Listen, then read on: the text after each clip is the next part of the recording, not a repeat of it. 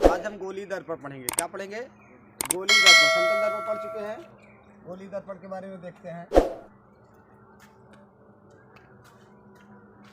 गोली दर्पण, spherical mirror. गोली दर्पण मुख्य रूप से दो प्रकार का होता है। हमने बताया था दर्पण क्या होता है। दर्पण मुख्य रूप से दो प्रकार का होता है, एक समतल दर्पण और एक क्या होता है बच्चा? उत्तल दर्पण। एक समतल दर्पण और एक गोली दर्पण। क्या होता है? एक समतल दर्पण और एक गोली दर्पण होता है।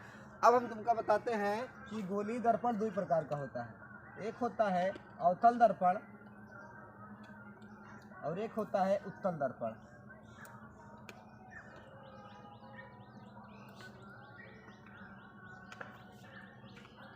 अवतल दर्पण किसे कहते हैं देख लेते हैं। ये है आपका गोली दर्पण।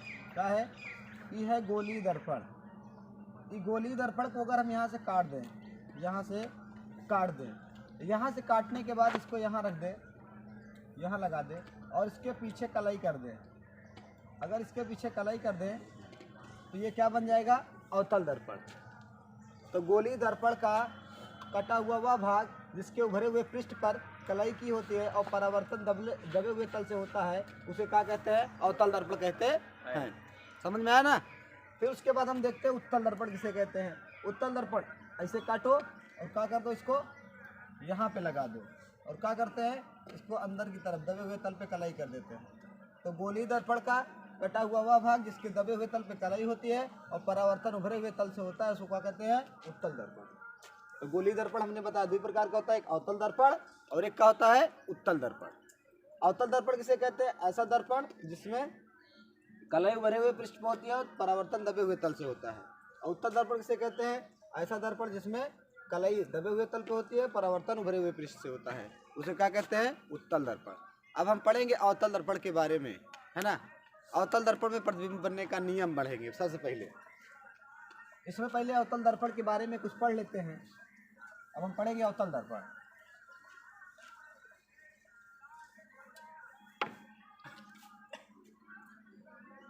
अवतल दर्पण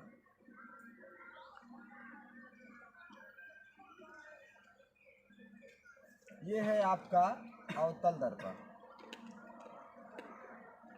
इसको कहते हैं ध्रुव, पोल, इसे पीछे व्यक्त करते हैं ध्रुव।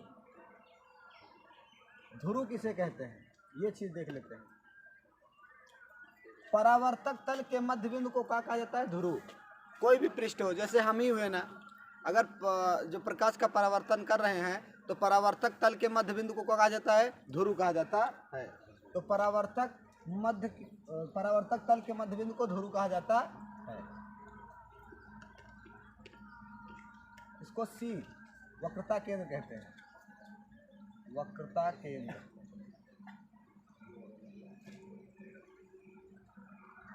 वक्रता केंद्र। वक्रता केंद्र किसे कहते हैं? ये चीज देख लेते हैं हम।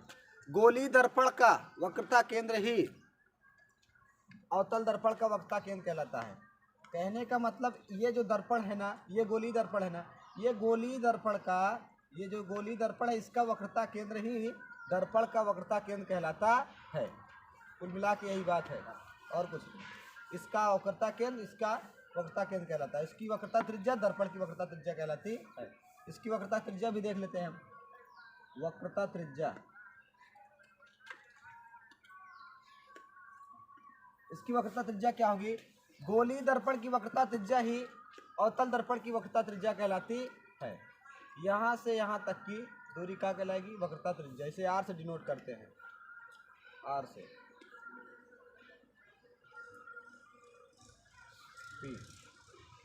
तो हमने क्या बताया भैया कि गोली दर्पण की वक्रता त्रिज्या ही दर्पण की वक्रता त्रिज्या कहलाती है। तो ये आपका वक्रता त्रिज्या हो गई। गोली दर्पण की वक्रता त्रिज्या दर्पण की वक्रता त्रिज्या हो गई।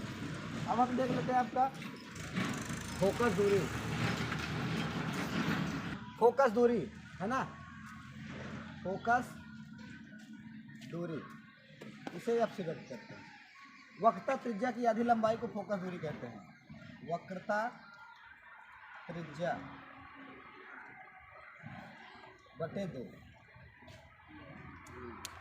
वक्रता त्रिज्या की आधी लंबाई को क्या कहा जाता है? फोकस दूरी कहा जाता है।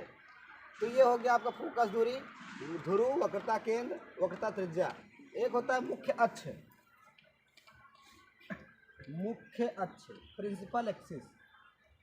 मुख्य अक्ष किसे कहते हैं? ये चीज देख लेते हैं। ध्रुव और वक्रता केंद्र को मिलाने वाली रेखा को क्या कहते हैं? मुख्य अक्ष। ये मुख्य अक्ष है। ध्रुव और वक्रता केंद्र को मिलाने वाली रेखा को क्या कहते हैं? मुख्य अक्ष कहते हैं। द्वारक किसे कहते हैं? द्वारक, जहां तक दर्पण में प्रकाश आता है उसको क्या कहते हैं? द्वारक। जैसे यहां से यहां तक, ये क्या है? दर्पण की लंबवत दूरी ही क्या कहलाती है? दर्पण का द्वारक। ये दर्पण की लंबवत दूरी ही क्या कहलाती है? दर्पण का द्वारक कहलाता है। तो ये हो गया आपका अवतल दर्पण। अब हम देखेंगे अवतल दर्पण में प्रतिबिंब बनने का नियम। प्रतिबिंब बनने के लिए कम से कम कितनी किरणों की आवश्यकता होती है? 2। जब तक 2 किरणें एक दूसरे को काटेंगी नहीं तब तक दर्पण में प्रतिबिंब बनेगा नहीं। तो हम देख लेते हैं कि प्रतिबिंब बनने का नियम। अवतल दर्पण में प्रतिबिंब बनने का नियम, बनने का नियम।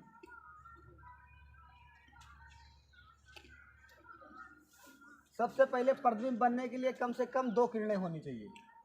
कम से कम 2 किरणों की आवश्यकता होती है। 2 किरणों की आवश्यकता होती है। आवश्यकता होती है। तो ये आपका हो गया अवतल दर्पण, ये हो गई प्रिंसिपल एक्सिस, ये हो गया ध्रुव। ये कोई वस्तु रखी, मान लो तो कोई वस्तु रखी है, तो यहाँ से मुख्य अक्ष के समांतर चलने वाली प्रकाश किरणें, ये क्या है? मुख्य अक्ष। मुख्य अक्ष, तो मुख्य अक्ष के समांतर चलने वाली प्रकाश किरणें परावर्तन के पश्चात मुख्य फोकस से होकर जाती हैं। ये मुख्य अक्ष के समांतर चलने वाली प्रकाश किरणें परावर्तन के पश्चात मुख्य फोकस से होकर जाती हैं। 2 नंबर क्या है इसका? 2 नंबर 2 नियम। दूसरा नियम क्या है?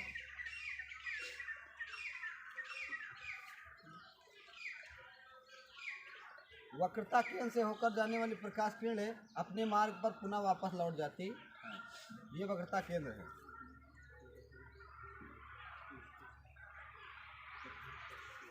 तो वक्रता केंद्र से होकर जाने वाली प्रकाश किरणें अपने मार्ग पर पुनः वापस लौट जाती हैं। ये हो गया आपका अवतल दर्पण। ये पी मुख्य फोकस से होकर जाने वाली प्रकाश किरणें, ये क्या है? मुख्य फोकस। मुख्य फोकस से होकर जाने वाली प्रकाश किरणें परावर्तन के पश्चात मुख्य अक्ष के समांतर हो जाती हैं। यही 3 नियम हैं। मुख्य फोकस से होकर जाने वाली प्रकाश किरणें परावर्तन के पश्चात मुख्य अक्ष के समांतर हो जाती हैं। इन्हीं 3 नियमों से हम अवतल दर्पण में प्रतिबिंब बनने का नियम, प्रतिबिंब बनाएंगे इन्हीं 3 नियमों से की सहायता से। तो प्रतिबिंब किसे कहते हैं और वस्तु किसे कहते हैं, ये चीज़ देख लेते हैं हम, है ना। फिर उसके बाद अवतल दर्पण में प्रतिबिंब बनाते हैं।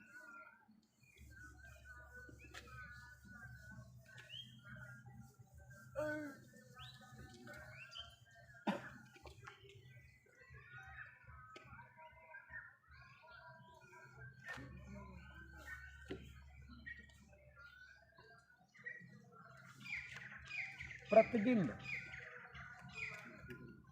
इमेज, जिस बिंदु पर प्रकाश की किरणें एक दूसरे को काटती हैं, वहाँ क्या उससे बनने वाली आकृति क्या कहलाती है? प्रतिबिंब। जिस बिंदु पर 2 या 2 से अधिक प्रकाश की किरणें काटती हैं, क्या कहलाता है? प्रतिबिंब कहलाता है। जिस बिंदु पर प्रकाश की दो या दो से अधिक प्रकाश किरणें एक दूसरे को काटती हैं,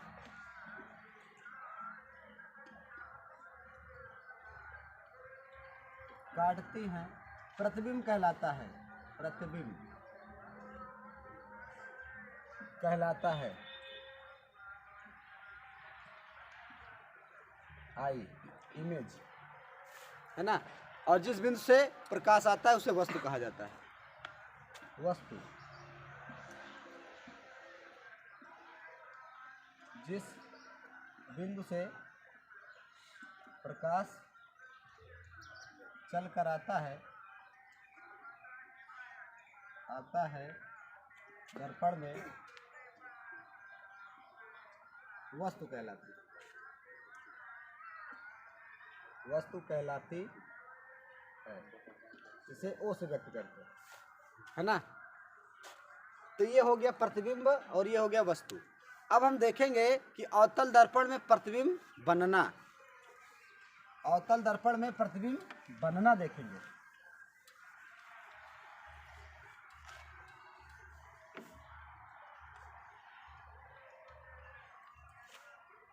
अवतल दर्पण में प्रतिबिंब बनना।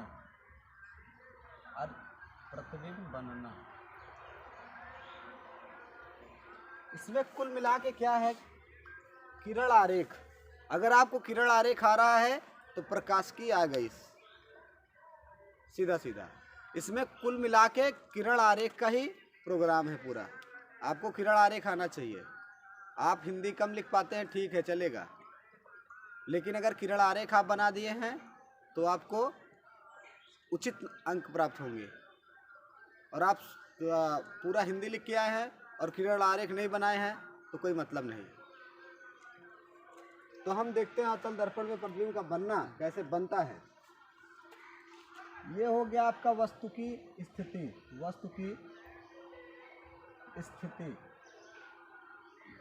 ये प्रतिबिंब की स्थिति।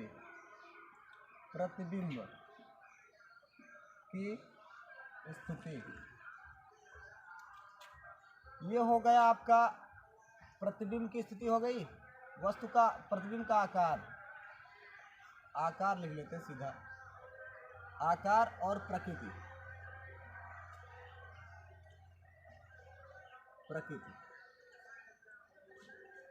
क्रम संख्या। अवतल दर्पण में प्रतिबिंब मुख्य रूप से 6 प्रकार का बनता है। कितने प्रकार से बनता है? 6 प्रकार से। सबसे पहला नंबर है आपका जब वस्तु अनंत पे रखी है। अगर किसी ने अनंत ना देखा हो तो देख लो, ऐसे होता है। हम भी पहली बार देखे थे जब पढ़ रहे थे, तो ऐसे 2 डमरू बना देते थे, कहते हैं अनंत है। तो ये क्या है? अनंत है।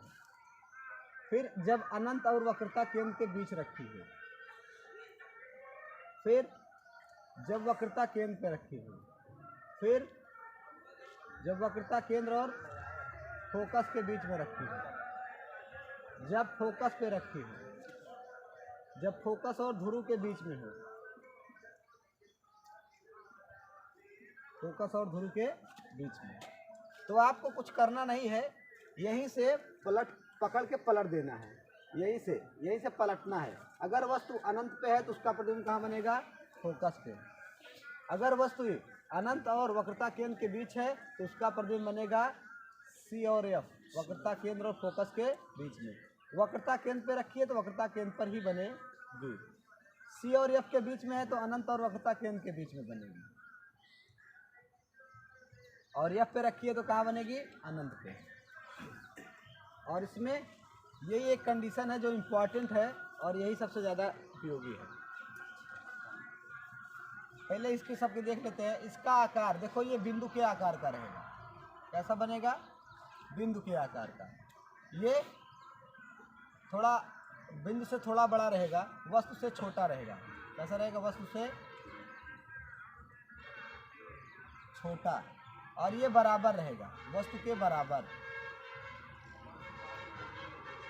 ये वस्तु के बराबर रहेगा। और ये क्या होता है, वस्तु से बड़ा हो जाता है, वस्तु से बड़ा, और ये बहुत बड़ा,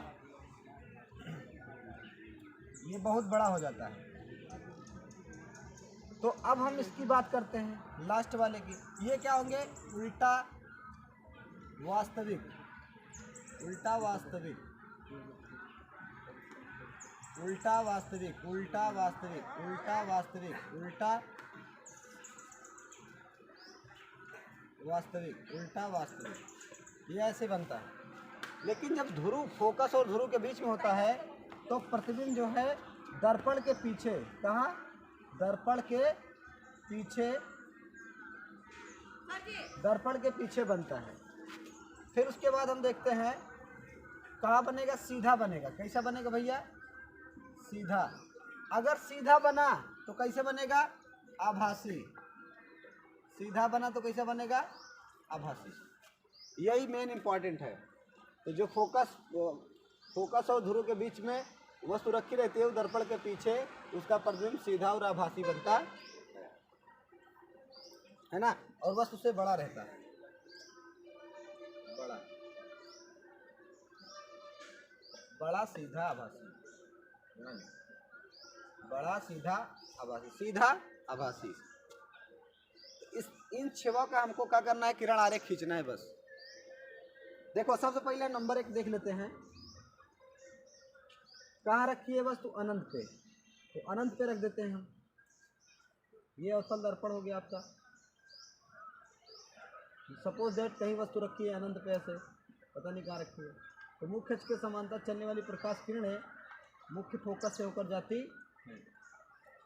मुख्य अक्ष के समांतर चलने वाली प्रकाश किरणें मुख्य फोकस से होकर जाती, ये देखो बिंदु के आकार का, देखो बिंदु के आकार का उल्टा। अब बिंदु के आकार का है तो उसमें समझ नहीं है कि उल्टा है कि सीधा है, लेकिन बिंदु के आकार का है तो बता देते हैं उल्टा है। तो ये देखो यहीं पे बना उल्टा बिंदु के आकार का।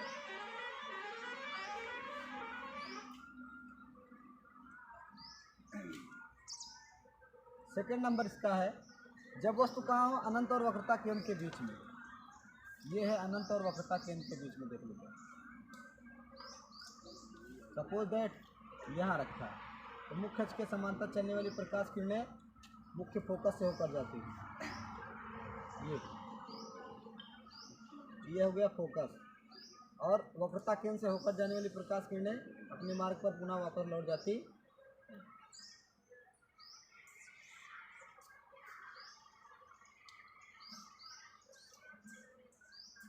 ये हो गया सी। तो यहाँ देखो ये प्रतिबिंब बना, ये देखो अनंत और वक्रता केंद्र के बीच में रखी हुई वस्तु का प्रतिबिंब वक्रता केंद्र और फोकस के बीच में, वक्रता केंद्र और फोकस के बीच में बनता है। और देखो वस्तु से छोटा है, ये वस्तु है ए बी, और ये क्या है, ए डैश बी डैश प्रतिबिंब। तो वस्तु से छोटा है कि नहीं है, ये देखो। तो यहाँ पे लिख लेते हैं हम, वस्तु से छोटा, वस्तु से छोटा वास्तविक, वास्तविक उल्टा, ये बनता है।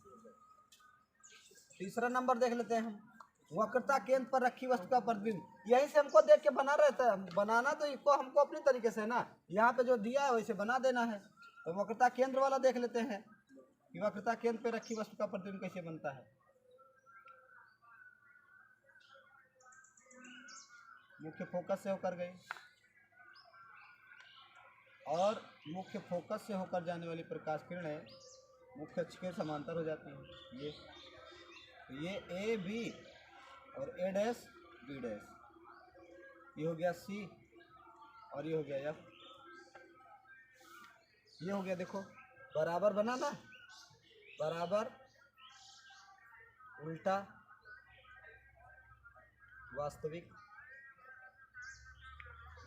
उल्टा बनेगा तो समझ लो वास्तविक बनेगा। ये वाला देख लेते हैं हम, जब वस्तु कहाँ रखी हो, वक्रता केंद्र और फोकस के बीच में। वक्रता केंद्र और फोकस के बीच में रखी वस्तु का प्रतिबिंब।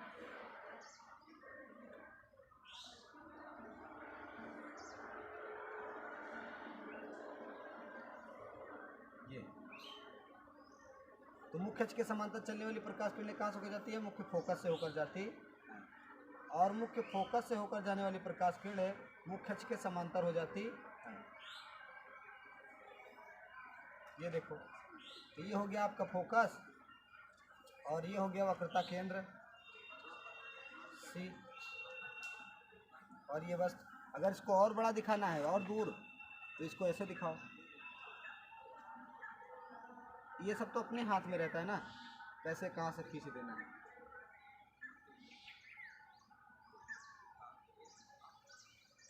ये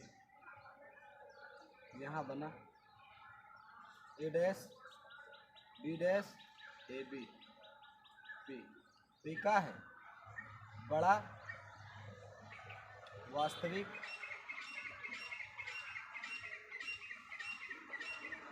उल्टा। बना कि नहीं बना? तो ये 4 कंडीशन हो गई। 2 कंडीशन और देख लेते हैं हम इसमें। 2 कंडीशन और देख लेते हैं। ये वाला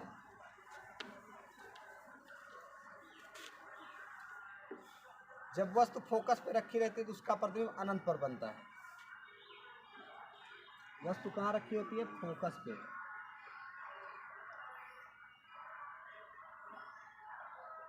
यहाँ वस्तु रखी है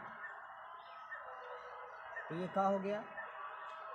मुख्य अक्ष के समांतर चलने वाली प्रकाश किरणें मुख्य फोकस से होकर जाती, तो ये हो गया। और वक्रता केंद्र से होकर जाने वाली प्रकाश किरणें अपने मार्ग पर पुनः वापस लौट जाती हैं। ये गई, ये वापस आई, तो ये जाके कहीं पीछे जाके कहीं अनंत पे काटेंगे, अनंत पे। तो ये कहीं अनंत पे काटेंगे तो यहाँ पे प्रतिबिंब बनेगा बहुत बड़ा, A dash B dash A B और ये पी। ये हो गया, अनंत पे कहीं जाके काटेंगी।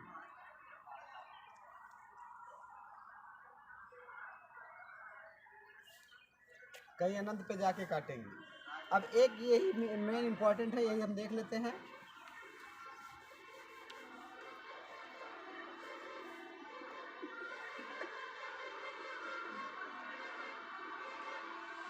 ये हो गई वस्तु ध्रुव और फोकस के बीच में रखी है। ये ए बी, ये कौन वस्तु रखी है? कहाँ से होकर जाएगी? फोकस से होकर जाएगी।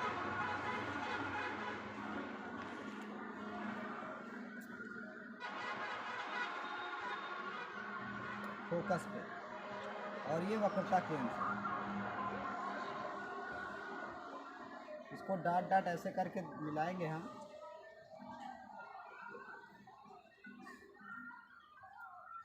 ये और वक्रता केंद्र से होकर जाएगी। ये देखो फैलती हुई जा रही ना पीछे सी, ये देखो फैलती हुई जा रही ना पीछे, कहीं काटेगी ही नहीं, तो इसको आगे काटना पड़ेगा। यहाँ आगे मिलाते हैं इसको हम। तो ये देखो ए डैश बी डैश आभासी प्रतिबिंब, और ये है बी आभासी सीधा,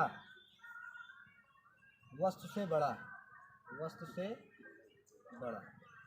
तो ये हो गया 6 कंडीशन। ये हो गया आपका किरण आरेख, अवतल दर्पण में प्रतिबिंब बनना, है ना। तो ये आपका अवतल दर्पण में प्रतिबिंब बनना हो गया। ये बहुत इंपॉर्टेंट होता है। किरण आरेख आपको जरूर है, कम से कम आपको अगर हिंदी का चीज़ नहीं याद है तो कम से कम किरण आरेख खींचना जान लो। और प्रकाश की पढ़ रहे हैं तो किरण आरेख के बिना कुछ नहीं है। तो आज के लिए इतना ही।